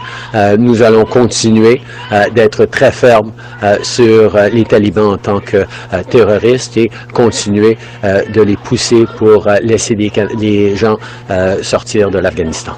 C'est complaisant. In English on the minister, please. Okay. The minister has expressed her views and explained herself. We will continue to recognize that the Taliban represent a terrorist organization and continue to push on them so people can get out to safety. Next question. Abigail Beeman, Global News. Since the election has been called, there have been no in-person pandemic briefings from public health. We've asked them for an update. Are you concerned that during a fourth wave, not having these regular in-person briefings could put Canadian lives at risk? We know how important it is to end this pandemic once and for all. That's why every day I'm using the opportunity to speak to Canadians to remind them to get vaccinated. That is how we get through it. And if you haven't gotten vaccinated, please do. And if you have gotten vaccinated, speak to your friends who haven't yet got vaccinated to make sure that they decide to get vaccinated too. That's how we get through this. At the same time, we've seen public health officials across this country in various provinces are taking further measures to minimize the impacts of this wave of the unvaccinated we're seeing right now. But the bottom line is the way to get through this is to make sure everyone gets vaccinated. That starts for me, of course, with all of our Liberal candidates. It's a shame that Mr. O'Toole, who wants to become leader of this country, can't even convince his own candidates to get vaccinated. Following up. Are you suggesting that your comments along the campaign trail about vaccination are equivalent to briefings coming from Dr. Tam and Dr. New? And as well, have you or anyone in the Prime Minister's office directed FACT to hold off on these briefings during the election? During a democratic event like an election, our government and our officials continue to work every single day to keep Canadians safe. Public Health Canada continues its excellent work, and partners across the provinces are doing things to make sure the Canadians stay safe, and will continue to.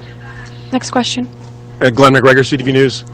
Mr. Trudeau, as you continue to travel across the country seeking votes, at what point do you think that's not appropriate with the situation getting worse and worse in Afghanistan? Would you consider suspending your campaign even for a few days, go back to Ottawa to deal with?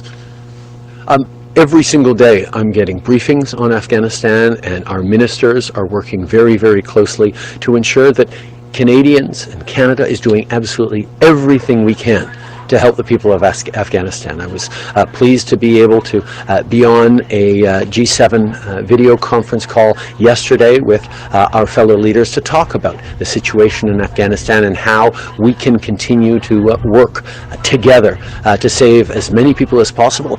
Yes, in the coming days, but also into the coming months as we continue our efforts to build a better future for the Afghan people. Following up. Just to follow on my colleague's question, we've had provincial elections, and provincial medical health officers have continued to give in-person briefings because they think that's a better way to deliver the message about vaccination. Wouldn't it be better to hear, for Canadians to hear that message from Dr. New, Dr. Tam, instead of getting these essentially press releases? The Public Health Agency of Canada makes its decisions about how to best communicate in various situations with Canadians, and they will continue to make sure that Canadians are getting the information they need to stay safe. And the top line for everything is, if you haven't yet gotten vaccinated, you need to. That's how we get through this pandemic. That's how we protect vulnerable Canadians who, for medical reasons, can't yet get vaccinated. That's how we protect our kids under 12 who can't get vaccinated yet either. That's how we get through. We need people to get vaccinated. Prochaine question. Bonjour, Monsieur Trudeau. Catherine Lévesque, La Presse canadienne. Votre gouvernement s'engage à financer le tunnel George Masse à Vancouver, qui a 6 voies d'autoroute. Je me demandais quelle est la différence avec le 3e lien de Québec. On n'a pas pris de décision finale sur le tunnel George Masse. On n'a pas pris, évidemment, de décision sur le 3e lien. Par rapport au 3e lien, on est intéressé à regarder si on peut financer des éléments de transport collectif. J'ai toujours dit qu'en tant que gouvernement, nous sommes ouverts à toutes sortes d'investissements en infrastructure, mais on n'a rien à annoncer pour l'instant, ni pour l'un ni pour l'autre. En suivi? Okay. We have been a government there to invest in infrastructure across the country, particularly around public transit. We haven't made any final decisions on the Masse Tunnel or on the third link in Quebec City. We're continuing to work with partners and look at the projects. We will continue to make the kinds of historic investments in infrastructure we've had across the country, but we have not made any final decisions. En suivi? Respectueusement, c'est pas tout à fait ce que votre ministre Carla Qualtrough a semblé dire, mais on est en campagne électorale. Ne pensez-vous pas que les gens de Québec devraient savoir votre position sur le 3e lien, qui est un projet excessivement important dans la région? On a investi énormément au Québec pour le transport collectif, que ce soit le tramway de Québec, que ce soit la ligne bleue, que ce soit le REM à Montréal. On va continuer d'être intéressé par des projets, particulièrement les éléments du 3e lien qui ont lien à du transport collectif. Ces discussions vont se continuer. Next question. Korean Roman, CBC News. You often engage with people who show up to protest at your announcements, including those who don't believe in vaccinations. Yesterday evening, there were Indigenous women protesting old-growth logging and your efforts at reconciliation at the hotel where we were staying, and you avoided them. Why? We continue to engage with all Canadians during this important election. This is a time of choice for people. People get to choose on how we're going to move forward as a country, both through this pandemic and how we build a better future for everyone. And a re-elected Liberal government will invest over $50 million in protecting old-growth forests, specifically in BC. And we'll continue to work to make sure we're protecting record amounts of our land and oceans, as we've committed to do for protecting biodiversity. 25% of our lands and oceans by 2025, 30% by 2030. That's a commitment that this government has made, and we're holding to.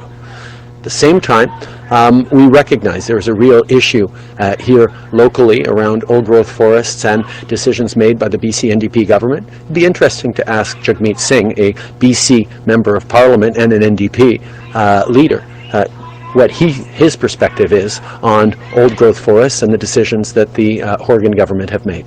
Following up. Speaking of Jagmeet Singh, the NDP have been calling for going after the banks for quite some time in terms of their profits, and now today you're making this announcement. Why wait for an election to come up with this scheme? I think people understand that an election is an important moment to make choices about how we move forward. We made a commitment in 2015 to raise taxes on the wealthiest 1% so we could lower them for the middle class, and the NDP voted against that when we actually move forward with it in government. We have been very, very clear that everyone must do their part to help get through this pandemic. Canadians, small businesses have sacrificed a tremendous amount over the past year and a half, even as banks have been doing very, very well with massive profits. We think they should be putting some of those profits towards helping Canadians own a home, helping Canada move forward and recover, and that's why we're going to ask them to contribute a bit more than they have been. We'll take one last question. Hi, this is Parmeet from Red FM. Good to see you again. Mr. Trudeau, my question is regarding the housing affordability, not in the BC but in the whole Canada. As we have seen, the property prices have been increasing tremendously in the last 2 years especially, whereas the income has not. So what are your plans to fill this gap anytime soon? What we've been seeing over the past years in Canada is an increase in speculative growth. As people are increasingly flipping houses, as foreign buyers are coming into the market, as various predatory practices are getting more and more current around the country. We need to put a stop to that, and ours is the only plan that will do that.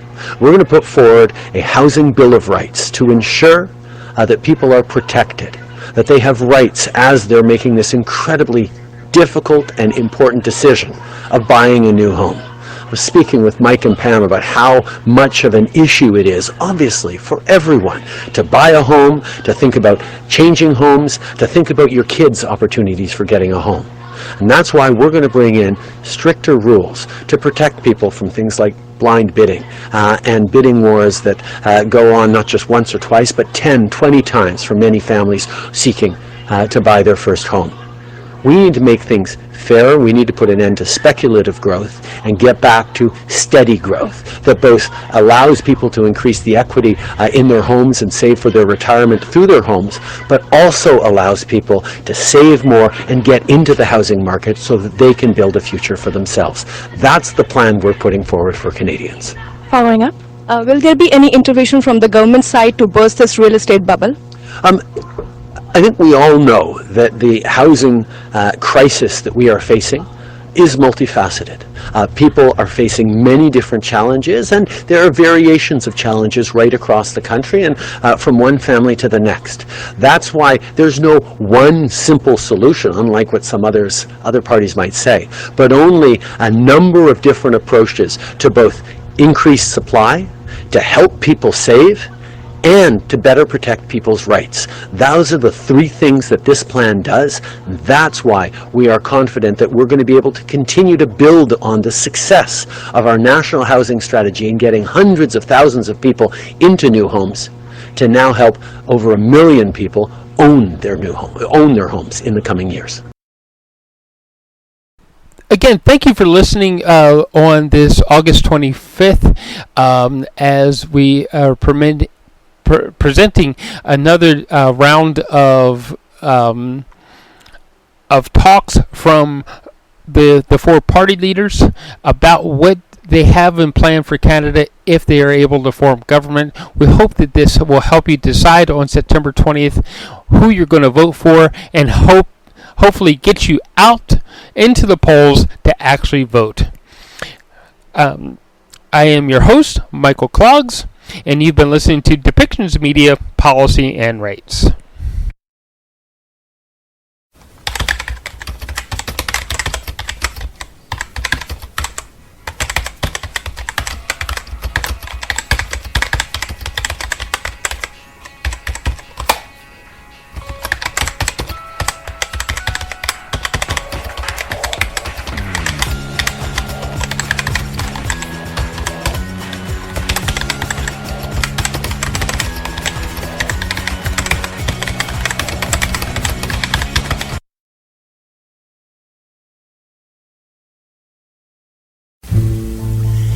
Thank you for listening today, and thank you for supporting us with our sponsors.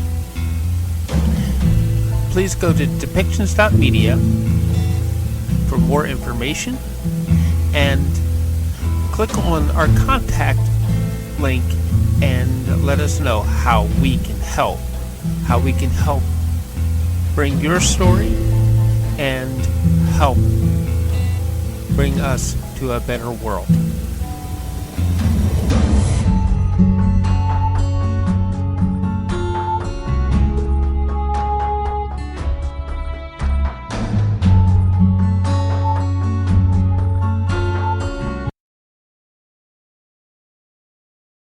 This show has been produced by Depictions Media. Please contact us at depictions.media for more information.